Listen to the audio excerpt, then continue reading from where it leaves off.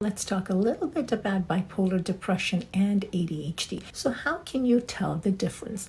Well, bipolar disorder is primarily a mood disorder, while ADHD is a disorder of attention and behavior. In a bipolar disorder, whenever you have problems with attention, impulsivity, and focus, you always have an underlying unstable mood. But in ADHD, you may have problems with focus and attention when your mood could be very well stable. And the symptoms of ADHD are mostly inattention, hyperactivity, and impulsivity, and it's also a chronic, ongoing condition.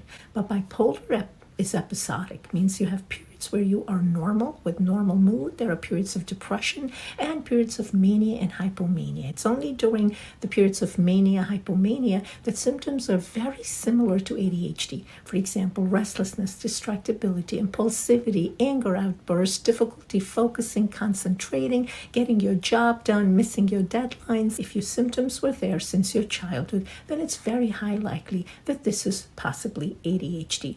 Usually the bipolar symptoms are more evident around between the ages 20 to 25. There are many times that ADHD and bipolar can be comorbid. There's at least 1 in 13 patients with ADHD also has a comorbid bipolar disorder, and 1 in 6 patients who have bipolar disorder also have a comorbid ADHD.